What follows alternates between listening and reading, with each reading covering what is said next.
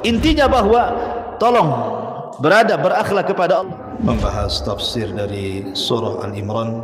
Lahirlah Imam Muslim, Abi Dawud, Tirmidzi, Ibnu Hibban. Jadi ketika Yunus alaihi salatu wassalam terkena undian itu,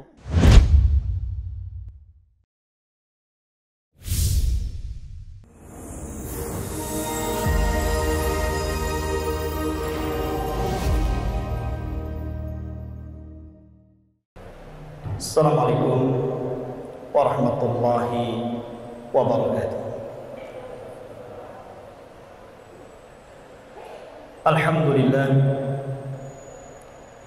Alhamdulillahilladzi hadana lihada wa ma kunna linahtadiya laula an hadanallah. Asyhadu an la ilaha illallah wahdahu rabbi la syarika lah wa asyhadu anna sayyidana Muhammadin wa ala alihi wa sahbihi ajmain, amma ba'du. Pertama-tama yang saya muliakan para pengurus masjid yang insyaallah diberkahi ini, terutama Bapak Imam, dan juga hadirin dan hadirat yang dimuliakan Allah Subhanahu wa taala. Tanpa harus menyebut satu persatu, insyaallah semuanya diberkahi Allah Subhanahu wa taala. Yang ingin saya sampaikan pada malam hari ini, karena ini juga pertama saya mengadakan atau diundang untuk menyampaikan sedikit tausiah. Tentu yang ingin disampaikan ini bukan perkara yang baru, tidak. Sering didengar, baik bapak ataupun ibu, bahkan mungkin juga bisa melihat pengajian di zaman sekarang ini dimudahkan. Ibu bapak bisa melihat pengajian lewat YouTube 1 jam sambil duduk di rumah juga bisa. Tetapi bukan itu masalahnya. Orang yang duduk di majelis ilmu itu berbeda dengan orang yang mengaji lewat media. Karena orang yang duduk mengaji di majelis ilmu itu, para malaikat akan datang ke kita dan akan mengepak-ngepakkan sayapnya di atas kita dan mendoakan kita, Allahumma ighfir lahum, ya Allah ampuni dosa-dosa orang yang di majelis itu. Sementara kita ini terkadang melakukan kesalahan, itu susah untuk istighfar. Tetapi dengan hanya duduk di majelis ilmu saja, itu bukan hanya para malaikat, sampai kepada ikan yang di lautan, sampai kepada semut yang di lubang, semuanya memintakan ampun kepada dosa-dosa kita yang di sini. Jadi memang pahalanya besar orang duduk di majelis ilmu itu. Taib ma'asyiral muslimin yang dimuliakan Allah Subhanahu wa taala,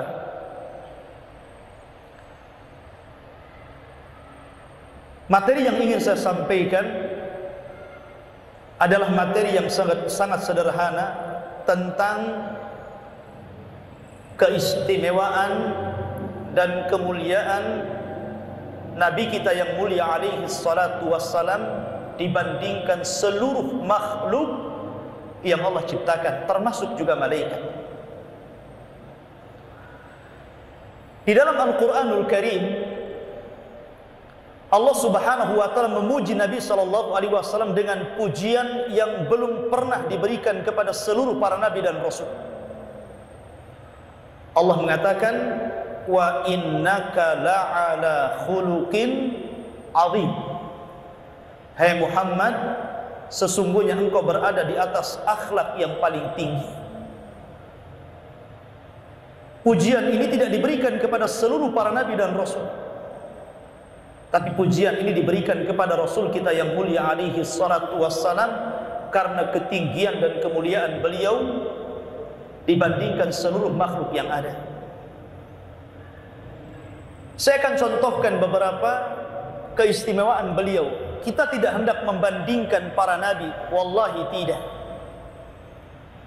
Karena Nabi SAW yang mengatakan, La tufaddiluni ala Yunus ibn Matta. Jangan kau utamakan aku dengan Yunus ibn Matta. Nabi Yunus punya keutamaan sendiri, saya juga punya keutamaan sendiri.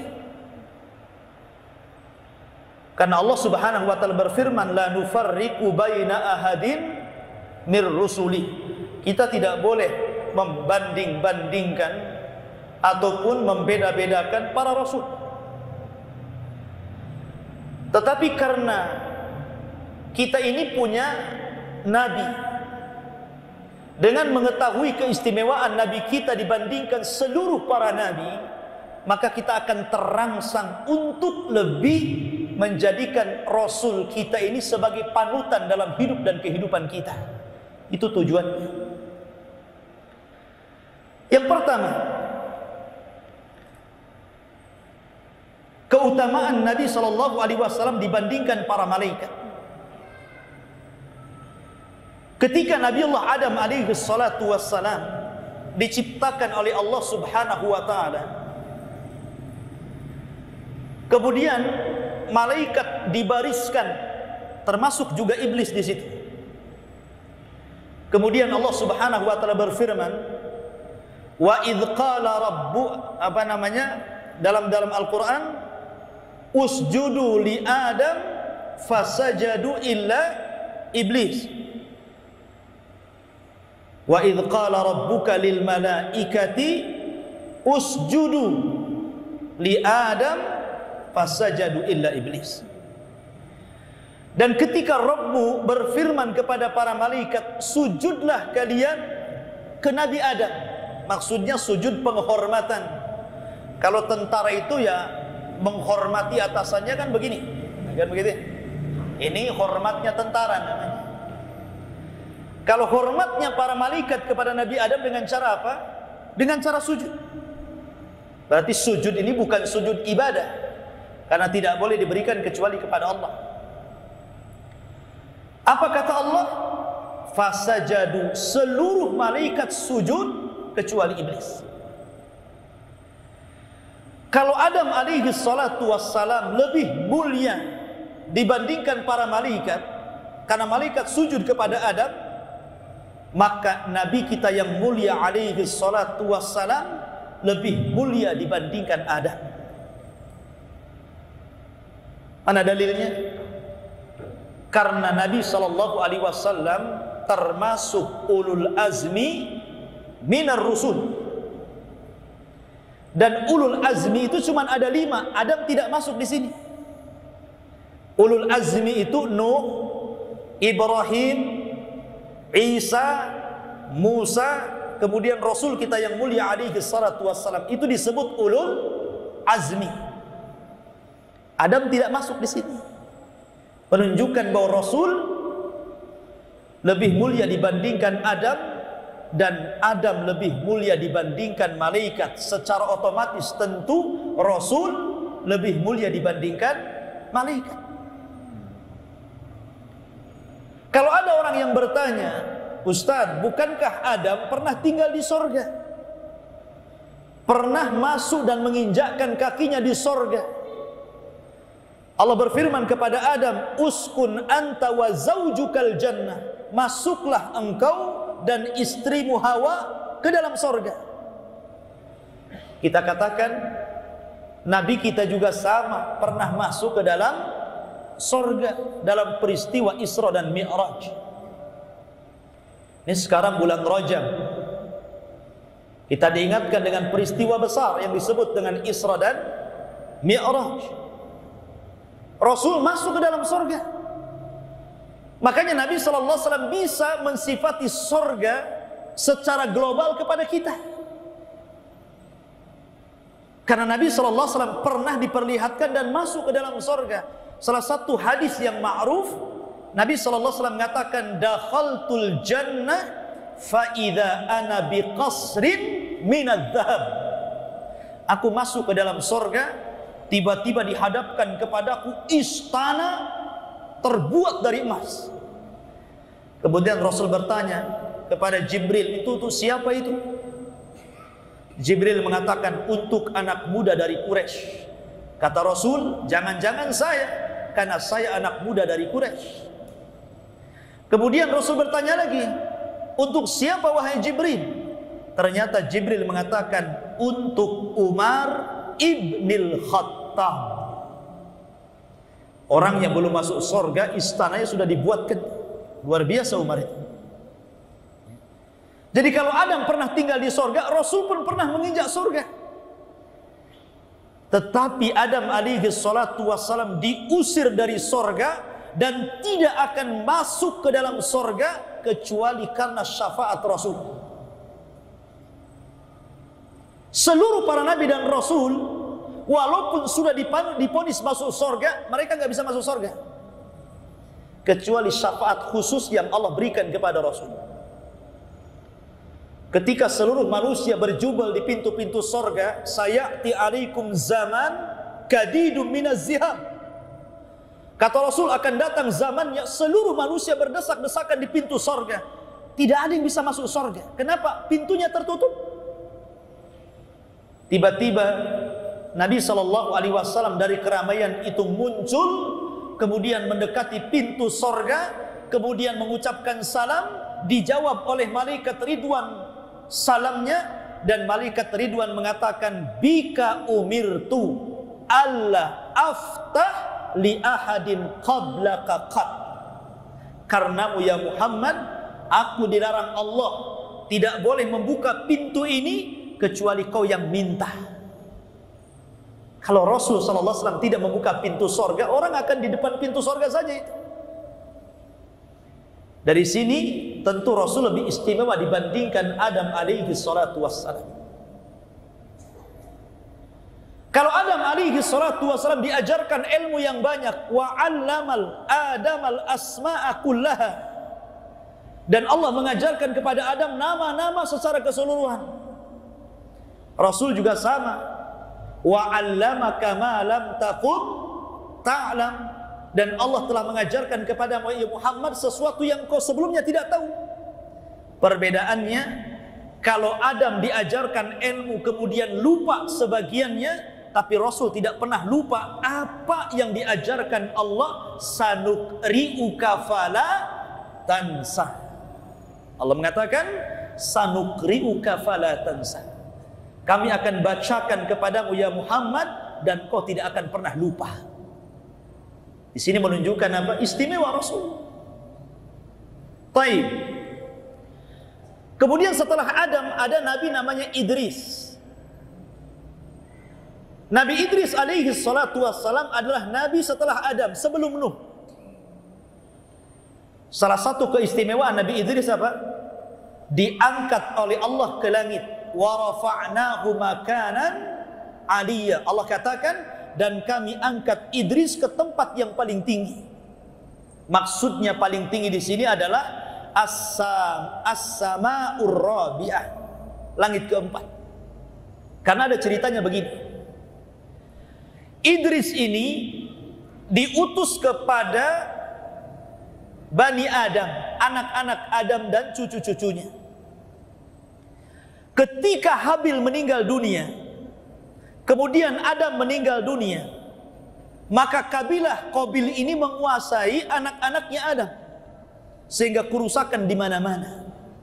Tetapi belum ada penyimpangan akidah. Perzinahan sudah ada, kemudian musik dan minum khamar sudah ada, pembunuhan sudah ada karena Qabil membunuh Habil, tapi belum ada kesyirikan. Akidah mereka masih lurus, cuman maksiat saja. Maka kemudian Idris diutus kepada mereka untuk memperbaharui anak-anak dan cucu Adam ini. Akhirnya Allah berikan pahala kepada Idris. Setiap hari Idris akan mendapatkan pahala sejumlah orang yang didakwahinya. Makanya Idris kemudian meminta kepada Allah untuk dipanjangkan usianya agar dia bisa berdakwah lebih lama lagi. Kemudian dia berjumpa dengan malaikat Jibril. Kata Idris, Jibril, bisa enggak kau temukan aku dengan malaikat maut? Kata Jibril, untuk apa? Saya ingin melobi usia agar malaikat maut jangan buru-buru mencabut nyawa saya. Akhirnya kemudian malaikat Jibril mengiyahkan dan akan mempertemukan Idris dengan malaikat maut. Disitulah kemudian Jibril mengangkat Idris ke langit keempat. Inilah isyarat daripada firman Allah, wa rafa'nahu makanan aliyah, dan kami angkat Idris ke tempat yang tinggi. Maksudnya ke langit keempat. Sesampainya di langit keempat, rupanya malaikat maut sudah nunggu, padahal nggak janjian tuh. Sudah ada. Malaikat Jibril kaget gitu kan. Tiba-tiba sampai di langit keempat, rupanya malaikat maut sudah ada di situ. Kemudian Jibril mengatakan kepada malaikat maut, bukankah aku belum memanggilmu? Kenapa kau sudah ada di sini? Maka malaikat maut mengatakan, amarani Rabbi, Allah perintahkan kepadaku an aqbidur ruha, untuk mencabut nyawa seseorang di langit keempat. Aku pun heran, manusia itu di bumi, kenapa Allah menyuruh saya mencabut orang di langit keempat, katanya. Rupanya yang dimaksud di situ Nabi Idris. Idris mau minta kepada Jibril ditemukan dengan malaikat maut untuk tawar-tawaran usia. Rupanya pada waktu yang sama malaikat maut diperintah untuk mencabut nyawa Idris. Itulah yang difirmankan Allah, idza jaa ajaluhu la yastakhiruna sa'atan wa la yastaqdimun. Kalau ajal sudah sampai, enggak mungkin mundur, enggak mungkin maju, pas waktunya. Oke, kita katakan Idris ke langit keempat. Rasul lebih hebat lagi. Dia bukan ke langit keempat, tapi dia ke langit ketujuh. Bukan hanya ke langit ketujuh, tapi dia sampai ke Sidratul Muntaha. Tinggi mana langit keempat dengan Sidratul Muntaha? Tinggi Sidratul Muntaha lah kan begitu. Dia di langit, di atas langit ketujuh, di bawahnya sorga. Dan disitulah Allah Subhanahu wa ta'ala berjumpa dengan Rasul. Ketika Nabi SAW sampai di Sidratul Muntaha, maka Rasul SAW kemudian mengucapkan tahiyat penghormatan. At-tahiyatu lillah wassalawatu wattayyibat. Assalamu alaika Assalamu alaika, Allah berfirman, Assalamu alaika ayyuhan nabi. Jadi ketika Rasul sampai di Sidratul Muntaha, Rasul mengucapkan apa? At-tahiyatu lillahi wassalawatu wattayyibah. Kemudian Allah jawab, Assalamu alayka ayyuhan nabi wa rahmatullahi wa barakatuh. Maka Rasul menjawab, Assalamu alayna wa ala ibadillahis salihin. Kemudian didengar malaikat Jibril, Ashhadu an la ilaha illallah wa ashhadu anna Muhammadar Rasulullah. Jadilah tahiyat ini dibaca pada setiap tasyahud pada solat-solat kita untuk mengenang peristiwa Isra dan Mi'raj. Jadi tahiyat dia. Jadi doa kita setiap tasyahud jadi. Ma'asyiral muslimin yang dimuliakan Allah Subhanahu wa ta'ala. Jadi Nabi SAW diangkat ke Sidratul Muntaha. Kalau Idris sampai ke langit keempat saja. Taib. Ini contoh keutamaan dan keistimewaan Rasul dibandingkan Adam dan Idris. Kita masuk kepada ulul azmi. Siapa ulul azmi? Nuh, Ibrahim, Isa, Musa. 4 Rasul. Kita mulai daripada Nuh. Nuh alaihi salatu wassalam diberikan usia panjang. Allah mengatakan dalam Al-Quran, Alfasanatin illa khamsina ama. Usia Nuh itu 1000 tahun dikurangi 50 tahun. Artinya 950 tahun. Ini usia dakwahnya Pak Bu. Bukan usia umurnya. Ini usia dakwahnya. Kalau usia umurnya menurut kebanyakan para ulama atau jumhur, usianya 1400 tahun. Saya mengambil pendapat yang mayoritas saja. Tetapi usia dakwahnya 950 tahun kan lama tuh. Bukan itu saja, Nuh itu berdakwah siang malam loh. Dijelaskan dalam Quran itu, inni da'autu qaumi lailan wa nahara. Aku berdakwah kepada umatku itu siang malam.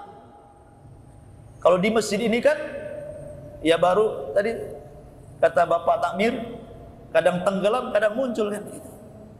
Ini Nuh ini siang malam dakwahnya nih. Tapi ternyata tidak banyak yang mengikut kecuali sedikit. Ada yang mengatakan pengikutnya 20, ada yang mengatakan 40, ada yang mengatakan 80, dan itu yang paling banyak. 80 orang, pendapat yang paling banyak pengikutnya Nabi Nuh itu 80 orang, itu yang ada di kapalnya yang diselamatkan. Ada yang mengatakan setiap 20 tahun sekali baru dapat satu pengikut. Tapi lihat Rasul itu diberikan usia 63 tahun. Diangkat Nabi dan Rasul di usia 40 tahun. Berarti usia dakwahnya 23 tahun. Ya kan? Nuh 1400 tahun. Usia dakwahnya 950 tahun. Rasul usianya 63 tahun. Diangkat jadi Nabi dan Rasul dan mulai dakwah ketika umur 40 tahun. Berarti usia dakwahnya hanya 23 tahun, 10 tahun di kota Mekah dan 13 tahun di kota Madinah. Tapi lihat hasilnya. Idza jaa nasrullahi wal fath wa ra'aitan nas yadkhuluna fi dinillahi afwaja. Ketika terjadi kemenangan dan Fathu Mekah, engkau lihat manusia berbondong-bondong masuk ke dalam agama Rasul yang jumlahnya ribuan. 23 tahun mengislamkan ribuan orang. 950 tahun hanya dapat 80 orang. Hebat mana? Hebat yang 23 tahun lah ya. Ini 9, kalau Rasul dikasih 950 tahun kan gitu kan. Satu dunia masuk Islam kan begitu. Tetapi kita tidak hendak mengatakan bahwa dibeda-bedakan. Bukan keberhasilan seorang Nabi itu banyaknya pengikut. Bukan juga keberhasilan Nabi itu sedikit pengikut. Bukan. Karena Rasul melihat pada hari kiamat itu ada Nabi yang pengikutnya 1, 2. Ada Nabi yang tidak punya pengikut sama sekali. Ada Nabi yang banyak pengikutnya seperti Musa dan dirinya. Itu bukan barometer.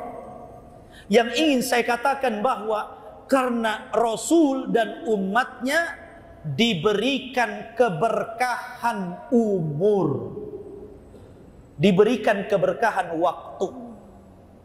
Walaupun usia Rasul hanya di 63 tahun meninggal dan umatnya dibatasi hanya 60 sampai 70 tahun saja, tapi usia yang pendek ini berkah bisa menjangkau usia umat Nuh alaihi salatu wassalam. Mana dalilnya? Inna anzalnahu fi lailatul qadr. Wa ma adraka ma lailatul qadr? Lailatul qadri khairun min alfi syahri. Satu malam dalam Islam yang disebut Lailatul Qadar itu sebanding dengan 84 tahun beribadah, dalam bahasa Quran 1000 bulan.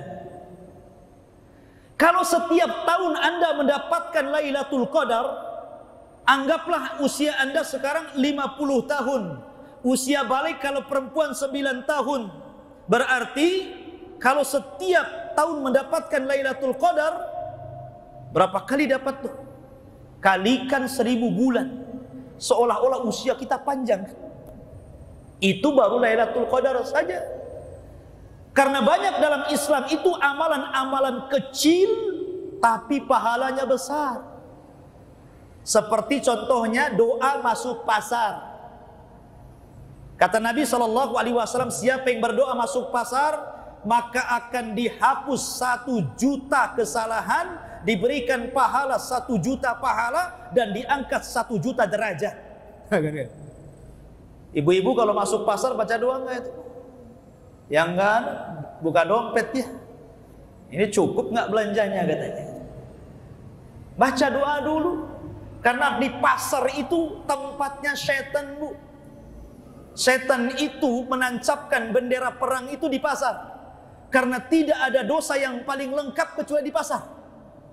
Sebutkan dosa apa yang tidak ada di pasar, ada semua tuh. Orang bertengkar ada di pasar.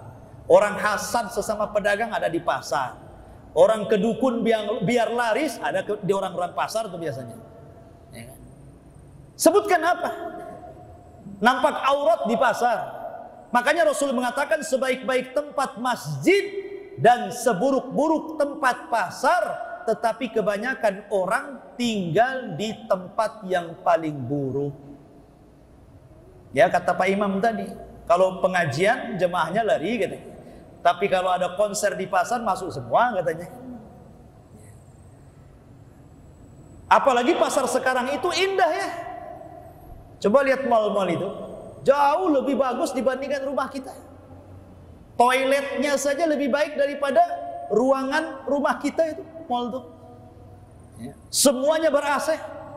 Sehingga orang makin nyaman lagi di tempat yang paling buruk tuh. Ya. Masyaallah muslimin yang muliakan, kita kembali karena umat Muhammad itu diberkahi usianya. Nuh alaihi salatu wassalam tidak sabar dakwahnya. Setelah 950 tahun berdakwah, Allah firmankan kepada Nuh bahwa umatnya tidak mungkin beriman kecuali sedikit. Maka Nuh kemudian berdoa kepada Allah, Rabbi inni maghlubun fantasir. Ya Rabb, kaumku hendak mengalahkanku, aku minta tolong Rabb. Nggak sabar Nuh. Akhirnya dia minta agar umatnya diadab. La tadar alal minal kafirina dayyara. Ya Rabb, jangan kau tinggalkan satu pun jiwa orang kafir. Bayangkan, minta dibinasakan semua sama Nuh, orang-orang yang beriman, dan Allah kabulkan. Datang banjir dengan angin tupan, akhirnya meluluh lantakkan negeri dan seluruh dunia. Tidak ada satupun yang hidup kecuali Nuh dan pengikutnya. Tapi lihat Rasul, macam-macam ujian yang ditimpa Rasul dalam berdakwah. Diancam bunuh, iya. Dicaci maki biasa. Dilempari kotoran, iya. Diusir, ya. Dilempari batu. Siapa dai yang seperti ini di zaman sekarang coba? Nggak ada. Sesat-sesatnya dai, anggaplah ada dai sesat ngaku nabi gitu kan. Tapi tidak ada seperti nabi ujiannya. Nabi ini mendakwahkan yang benar, tapi lihat semua ujian ada dia. Ketika dia awal dapat wahyu, jalan ke pasar-pasar dia. Ketika musim haji, datang ke orang-orang di musim haji dan mengatakan, Qulu la ilaha illallah ayyuhan nas, wahai manusia ucapkan la ilaha illallah. Abu Lahab di belakang sambil ngelempari pakai kerikil kecil kepada Rasul, la tusaddiqu fa innahu kadhib. Jangan benarkan, itu pendusta itu. Pamannya yang ngomong gitu. Kalau sudah pamannya yang ngomong begitu kan pasti percaya. Kenapa? Karena paman lebih paham ponakan. Abu Lahab lebih paham siapa Rasul menurut orang-orang kan gitu. Ini dari keluarga, orang-orang terdekat Abu Jahal. Sampai belakangan gak kuat, diusirnya, disuruhnya sahabat hijrah ke Habasyah pertama, ke Habasyah kedua, baru kemudian ke Madinah. Rasul pun ikut hijrah sekalian. Tapi Rasul sabar. Bahkan suatu ketika Nabi SAW dakwah di Taif, dilempari batu sama orang-orang Taif, sampai berdarah-darah Rasul. Ada dai yang seperti ini sekarang dilempari sama umat sampai berdarah-darah gitu kan. Mungkin pensiun jadi dai dia. Ya kan? Tapi Nabi SAW berdoa kepada Allah. Ketika datang malaikat Jibril membawa 2 malaikat penjaga bukit Taif. Kemudian Jibril mengatakan, ya Muhammad, nih 2 malaikat penjaga bukit, murhumah, perintahkan kepada keduanya, kalau kau mau, dia siap mengangkat 2 bukit Taif dan ditimpakan kepada penduduk Taif. Tapi Rasul sabar. Rasul hanya mengatakan, Allahumma hdi bi qaumin fa innahum la ya'lamun. Ya Rabb, jangan kau hancurkan mereka, berikan saja hidayah kepada mereka, karena mereka itu kaum yang tidak tahu. Sebab kalau mereka tahu saya nabi, tidak mungkin mereka melampari saya. Sabar Rasul. Tidak ada orang yang paling sabar. Sekarang kalau Anda sekarang dapat musibah, anggaplah Anda dapat musibah, sebutkan musibah Anda. Pasti semua musibah yang Anda derita, Rasul pernah mengalaminya. Anda kehilangan orang tua, Rasul pun kehilangan orang tua. Wa wajadaka yatiman fa'awa. Rasul yatim ketika dalam kandungan Abdullah meninggal dunia. Kalau Anda ditimpa musibah, anak Anda meninggal semua, Rasul pun anaknya meninggal kecuali satu, Fatimah, baru meninggal setelah Rasul meninggal. Tapi seluruh anak Rasul 6 orang, mulai daripada Abdullah, Qasim, Tayyib, kemudian Zainab, Ummu Kulsum, kemudian Ruqayyah, semua meninggal sebelum Rasul meninggal. Kecuali Fatimah 6 bulan setelah Rasul meninggal baru dia meninggal. Kalau Anda meninggal anaknya, Rasul pun meninggal anaknya. Kalau Anda miskin, Ustaz saya miskin, kerjaan saya ngojek online. Sekarang di demo-demo ojek-ojek ini makin sulit lagi. Ya kan? Nabi loh 15 tahun jadi gembala kambing. Penggembala kambing loh, bukan ojek online. Menggala kambing ini miskin, dibayar sekedarnya, kambing lagi yang dirawat. Kalau seandainya Anda ditimpa musibah, apa coba musibah Anda? Anda dalam berdakwah dilempari, Rasul sudah dilempari. Anda dalam berdakwah dicaci maki, Rasul dicaci maki. Anda dalam berdakwah diancam bunuh, Rasul hampir dibunuh.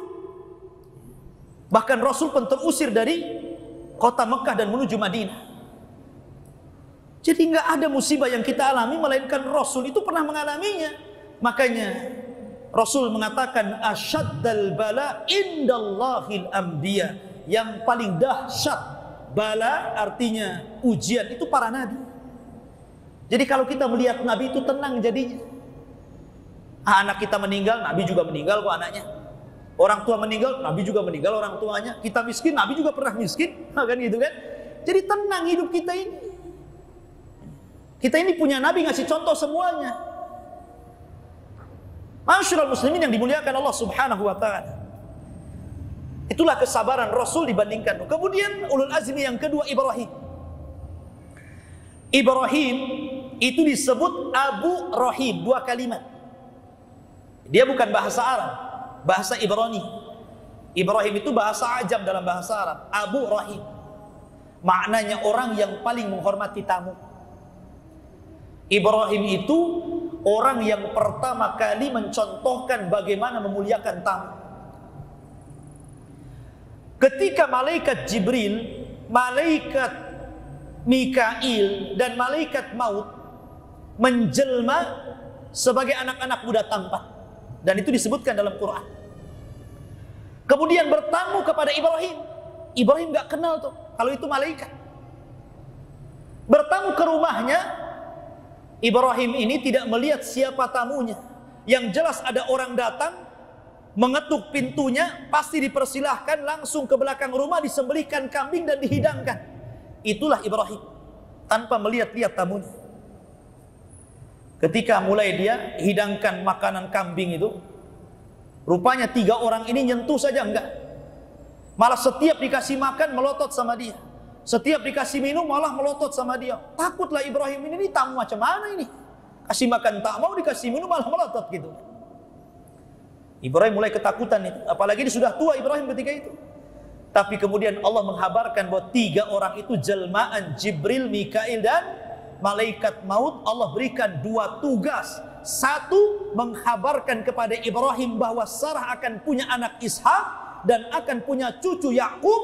Kemudian yang kedua, dia diutus oleh Allah untuk datang ke Sodom, menghancurkan negeri Lut, yang notabene Lut itu keponakan Ibrahim. Tapi syahidnya di sini Ibrahim apa? Memuliakan tamu. Jadi kalau ada tamu itu Ibrahim langsung kasih makan begitu. Ini kan kita mah tidak ya lihat-lihat kan? Kalau ada tamu gedor-gedor itu biasanya tengok di gorden dulu tuh. Bawa map nggak tamunya ini? Kalau bawa map pura-pura nggak ada, ya kan? Kalau orang yang biasa datang, dia lagi katanya. Kalau tengok debt collector lari dari belakangnya. Ya. Jadi kita ini lihat-lihat, Ibrahim tidak lihat-lihat. Silahkan kasih makan. Harusnya seperti itu kita kalau ada tamu itu. Silahkan makan, tunggu sebentar, cari warung Padang, kasih makan. Ya. Tidak rugi, ngasih makan tamu itu tidak rugi. Karena Rasul mengatakan, mana qasamin mali sadaqah, tidak berkurang harta yang disedekahkan itu. Ya. Begitu. Tapi Nabi SAW juga sama. Kalau ada tamu, Rasul itu memuliakan sekali. Bahkan dia berusaha untuk mencari-carikan untuk tamu tadi. Contoh nih, ada tamu di zaman Rasul. Ketika itu Nabi SAW berusaha cari makan. Datang ke rumah Aisyah tidak ada, ke Zainab tidak ada, ke Ummu Kulthum tidak ada, ke Ummu Sulaim tidak ada. Kemudian kepada Zainab tidak ada. Dikelilingi istri-istrinya. Rupanya Allah takdirkan semua istrinya tidak ada makanan. Masya Allah. Punya 11 istri, nggak ada makanan semuanya. Tapi Rasul itu orang yang paling paham dengan istrinya. Suatu ketika Rasul itu masuk ke dalam rumah, ditengok-tengoknya panci ini ternyata tidak ada makanan. Aisyah lewat. Ya. Kemudian sebelum Aisyah ngomong sama Rasul, Rasul sudah ngomong dulu. Oh enggak, saya lagi puasa wahai Aisyah. Ada nggak suami kayak gini? Sebelum istrinya nanya tuh, mungkin kalau bahasa kitanya ibu-ibu, bang, saya nggak masak, nggak nunggu ngomong begitu itu. Rasul ngomong duluan. Enggak Aisyah, saya lagi puasa katanya. Disinilah syariat puasa sunnah berbeda dengan puasa wajib. Puasa sunnah itu boleh niat mendadak, kalau puasa wajib harus di malam hari. Kalau suami kayak gini tuh damai istri ya bu ya. Ini enggak ada makanan, udah tutup panci malah digemreng-gemreng kan. Mana makanan katanya kan? Ya Allah ya. Jadi Rasul tengok makanan enggak ada. Akhirnya kemudian Rasul bingung tuh. Gimana nih ngormati tamu ini? Terpaksa Rasul mengumpulkan sebagian kecil para sahabat Ansor yang kira-kira bisa menjamu. Kemudian ditawarkan, siapa yang mau menjamu tamu? Rupanya ada orang Ansor gak pikir panjang, langsung mengatakan, saya wahai Rasul. Rasul senang, ya sudah malam ini makan di rumah kamu. Gak mikir dia di rumahnya ada makan, gak ada makan. Akhirnya dia pulang, tanya sama istrinya, Bu, saya sudah menjamin tamunya Rasul, saya gak enak kalau gak dikasih makan. Kira-kira ada makanan enggak? Kata istrinya, ada cuma 1 piring. Tapi kalau ini diserahkan ke tamu, saya gak makan, kamu gak makan, anak-anak gak makan. Coba, kalau ini terjadi dengan kita, mungkin kita tolak tuh tamu itu. Besok malam aja lagi giliran saya katanya. Tapi ini enggak. Dia mengatakan kepada istrinya, Bu, tolong mulai dari saat ini ajak main-main anak-anak sampai dia capek. Lupakan dia dari makan sampai dia capek dan tertidur lelap katanya. Dia disiasati supaya anaknya nggak ikut makan, disuruh main-main lama-lama sampai capek kemudian tidur kan gitu. Kemudian kata suaminya, nanti kalau tamu datang kok pura-pura benerin lampu, matikan saja. Kalau hidup nampak piring kita kosong, piring kamu kosong, piring tamu penuh gitu kan, gak enak dengan tamu. Ya. Akhirnya betul malam hari datang, digelapkan, bertiga makan, yang makan 1, yang 2 kosong. Yang 2 ini tangtong-tangtong saja kan gitu. Selesai, dihidupkan, akhirnya Allah pun menurunkan ayat sehingga cerita ini sampai kepada kita. Wa yu'thiruna ala anfusihim walau kana bihim khasasa. Mereka para sahabat itu lebih memuliakan orang lain walaupun hidup mereka susah. Ya. Itulah mereka. Kalau Ibrahim menghormati tamu, Rasul juga sama menghormati tamu. Kalau Ibrahim alaihi salatu wassalam diuji oleh Allah untuk menyembelih Ismail, tapi Rasul tidak disuruh menyembelih anaknya, berarti hebat Ibrahim. Ya, memang Rasul tidak disuruh menyembelih anak-anaknya seperti Ibrahim menyembelih Ismail. Tetapi ketika Allah menyuruh Ibrahim menyembelih Ismail, nggak jadi. Karena digantikan kambing. Dan Ismail tidak mati, tetap hidup sampai punya keturunan, sampai menikah, dan menjadi keturunannya adalah Rasul kita yang mulia alaihi salatu wassalam. Rasul memang tidak disuruh menyembelih anaknya, tapi 6 anaknya meninggal walaupun tidak disembelih. Sebelum Rasul meninggal. Lebih pedih mana? Anak-anaknya meninggal semua. Memang gak disuruh menyembelih, tapi meninggal semua. Kecuali Fatimah. Ibrahim suruh menyembelih, diganti kambing, masih hidup anaknya. Senanglah dia. Dari sini ikhwafidin muliakan Allah subhanahu wa ta'ala. Makanya hanya ada 2 yang disebut Khalilur Rahman, kekasih Allah. Pertama Ibrahim, yang kedua Rasul kita yang mulia alaihi salatu wassalam. Tapi dari 2 ini hanya 1 yang disebut Sayyidul Anbiya wal Mursalin, pemimpinnya para nabi dan rasul. Rasul kita saja. Ini Ibrahim. Musa, ulul azmi yang ketiga, Nabi Musa. Nabi Musa disebut Kalimur Rahman, nabi yang diajak bicara langsung oleh Allah. Ketika diturunkan Taurat, dipanggillah Musa ke Bukit Saina.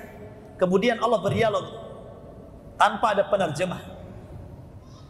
Kita katakan Rasul juga sama. Ketika dia naik ke Sidratul Muntaha, dia juga berdialog dengan Allah. Kemudian lahirlah kewajiban sholat. Bahkan Rasul lebih hebat lagi. Allah berdialog dengan Rasul di atas. Kalau Allah berdialog dengan Musa di bumi, ya kan? Rasul berdialog dengan Allah di Sidratul Muntaha. Sementara Musa berdialog dengan Allah di bumi, di Bukit Saina, di Mesir, di Tursina. Ya kan? Tetapi walaupun demikian tetap Kalimur Rahman disematkan kepada Nabi Musa. Kalau Musa punya tongkat bisa membelah lautan. Musa itu punya tongkat membelah lautan. Ketika dikejar-kejar Fir'aun oleh Bani Israel ini, bingung Bani Israel ini di belakang Fir'aun, di depan lautan. Tapi Musa sangat yakin kalau semenjak ketika dia bayi, dia pernah hanyut di lautan dan diselamatkan oleh Allah Azza wa Jalla. Sementara dia tidak bisa apa-apa, gerak juga tidak bisa, makan pun disuapin, minum pun diminumin, tapi Allah selamatkan. Apalagi dia sudah jadi nabi, dia sudah kuat, dia sudah jadi wahyu, mendapatkan wahyu, tentu dia yakin lagi diselamatkan. Bayinya jadi diselamatkan, akhirnya dipukulkan tongkat, belah lautan jadi 2. Rasul tak bisa melakukan ini, katanya. Hebat Musa kalau tunggu dulu. Ketika orang-orang jahiliyah meminta kepada Rasul, kalau ada seorang nabi, tunjukkan mukjizatnya. Kata Rasul, minta apa kalian? Saya ingin bulan terbelah jadi 2. Maka Rasul berdoa, kemudian mengisyaratkan ke bulan, bulan belah jadi 2. Yang satu tetap di porosnya, yang satunya jatuh. Semua manusia menyaksikannya. Terbelah lautan, tidak semua manusia menyaksikannya. Terbelah bulan lebih hebat dibandingkan terbelah lautan. Kenapa? Bulan lo dibelah, di atas lagi. Lautan kan di bawah. Bisa saja dikasih bendungan juga belah. Tapi bulan gak bisa dikasih bendungan.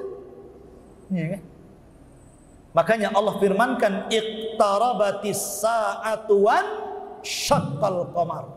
Ketika sudah dekat hari kiamat, terbelah bulan. Hebat mana Rasul dengan Nabi Musa? Rasul, Nabi kita, ialah Nabi kita yang lebih hebat. Ma'asyiral muslimin yang dimuliakan, kalau Musa memukul tongkatnya, kemudian dari batu keluar air. Ketika Bani Israel kemudian dibawa lari oleh Musa dari kejaran Fir'aun, akhirnya mereka kehausan, tidak ada air yang diminum. Akhirnya Allah Subhanahu wa taala memerintahkan Musa untuk memukul batu. Fanfajarat minha isnai asyarata, maka terpancarlah 12 mata air. Kenapa 12? Karena Bani Israel itu terdiri dari 12 orang, 12 kabilah. Karena putra Yakub itu 12. Yusuf, Binyamin, Lawa, kemudian Yahuda, siapa lagi saya lupa. Semuanya 12 orang. Bani Israel itu dari 12 keturunan ini. Tapi Rasul Shallallahu Alaihi Wasallam tidak perlu pakai batu. Ketika sahabat perang kehausan, gak ada air, jarinya gini aja deh. keluar kayak keran di sini. Makanya kata Imam Subki, seorang ulama Syafi'i, mengatakan air berkah itu 3. Pertama telaga Kautsar di sorga, kedua air Zam-Zam, dan yang ketiga air yang keluar dari pancaran jarinya Nabi Shallallahu Alaihi Wasallam. Ini Nabi Musa, terakhir Nabi Isa. Nabi Isa dilindungi oleh malaikat Jibril, baik sebelum dilahirkan dalam kandungan, setelah dilahirkan, ketika dia tumbuh jadi dewasa, diangkat jadi Nabi dan Rasul, selalu dilindungi Jibril. Kita katakan Rasul bukan hanya dilindungi malaikat Jibril, bahkan seluruh malaikat turut melindungi Nabi Shallallahu Alaihi Wasallam. Bahkan seluruh malaikat bersalawat kepada Rasul. Innallaha wa malaikatahu yusalluna ala Nabi. Bahkan dalam perang Badar, jumlah tentara Rasul itu berapa? 314 orang. Jumlah orang-orang kafir 1000 lebih. Tidak banding.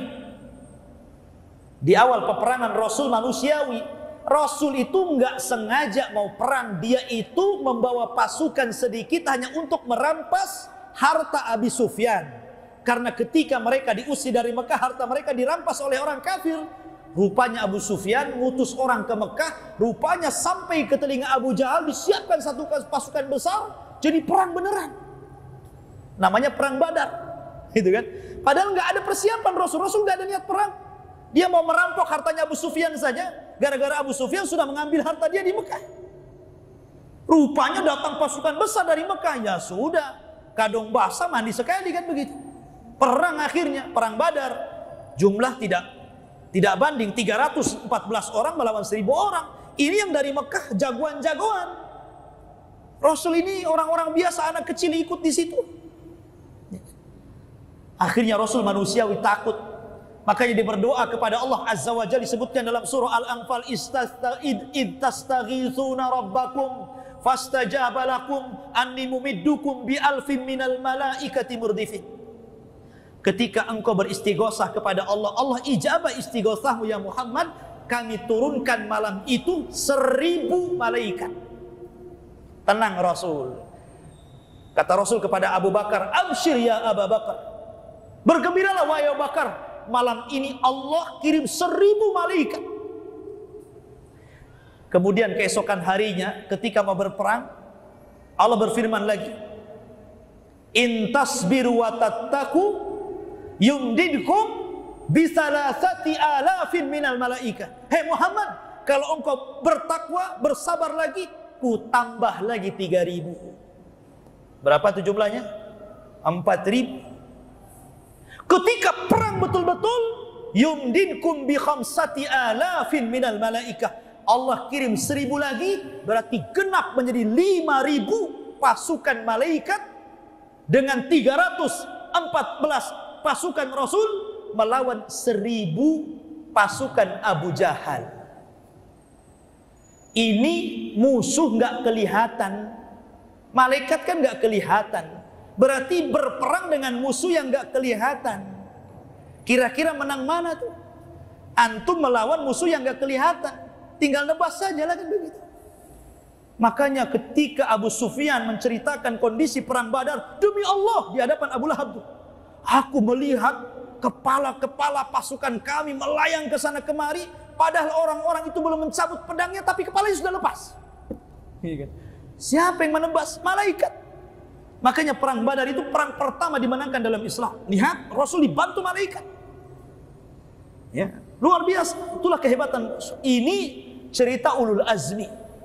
Kalau nabi-nabi di bawah ulul azmi ya tentu lebih istimewa lagi. Di atas ulul azmi saja istimewa Rasul. Taib. Sekarang pada hari kiamat, ketika bumi ini sudah dihancurkan semuanya, tetap Rasul itu orang yang paling istimewa di hari akhir. Di padang mahsyar manusia dikumpulkan di situ. Allah Subhanahu wa taala giring mereka ke satu tempat dan Allah pisahkan antara mukmin dan kafir. Allah mengatakan, "Idza zulzilatil ardu zilzalaha wa akhrajatil ardu athqalaha wa qala al insanu ma laha yauma idzin tuhadditsu akhbaraha.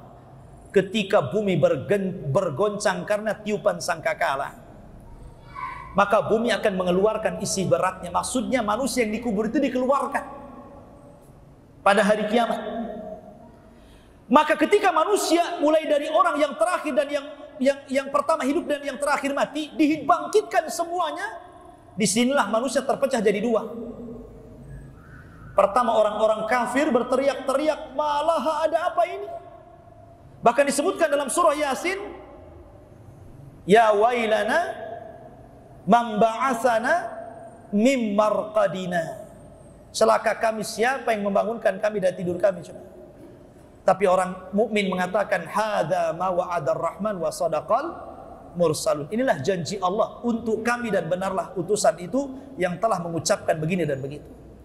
Orang yang beriman mendapatkan ketenangan, orang kafir sibuk. Tapi ketika itu mereka harus ada ketegasan, sehingga mereka datang kepada Nabi Adam, datang kepada Nuh, datang kepada Ibrahim, datang kepada Isa, datang kepada Musa, semua tidak sanggup memberikan syafaat. Ketika mereka datang kepada Rasul, maka Rasulullah satu-satunya pemegang syafaatul uzma pada hari kiamat. Inilah keistimewaan Rasul di dunia dan akhirat. Wallahu a'lam. Saya kira materi sampai di sini. Sebelum saya tutup, silakan kalau ada yang mau bertanya, ya, kita persilakan.